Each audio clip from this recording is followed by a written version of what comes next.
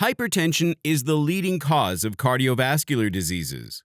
Management measures for hypertension go beyond antihypertensive drugs and highlight individual lifestyle habits like diet, physical exercise, and quitting smoking.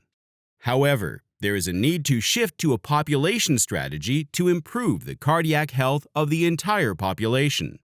In this direction, WHO's Housing and Health Guidelines of 2018 listed low indoor temperatures and insulation as a risk factor inducing vasoconstriction and hypertension. According to the guideline, retrofitting insulation, which can improve thermal insulation by preventing heat escape from the building, can help mitigate this effect.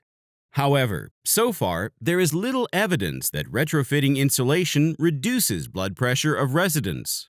Researchers from Japan conducted a nationwide smart wellness housing survey to understand the longitudinal changes in blood pressure in response to an insulation retrofitting intervention. Participants recruited from across Japan were divided into insulation and non-insulation groups.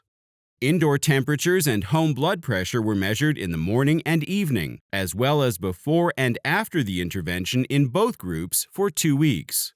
Researchers found that insulation retrofitting significantly reduced morning systolic blood pressure by 3.1 millimeters of mercury and diastolic blood pressure by 2.1 millimeters of mercury.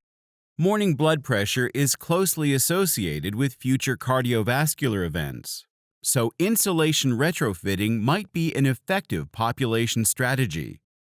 The evening systolic and diastolic blood pressure were reduced by 1.8 and 1.5 millimeters of mercury, respectively. Additionally, a dose-response relationship between indoor temperature and home blood pressure was found, suggesting the effectiveness of a significant improvement in the indoor thermal environment.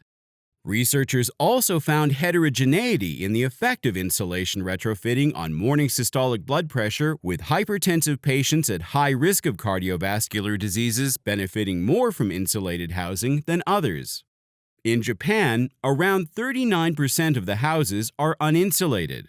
Researchers hope this evidence on insulation retrofitting is useful to prevent cardiovascular diseases in a population as a whole and as a high-risk strategy.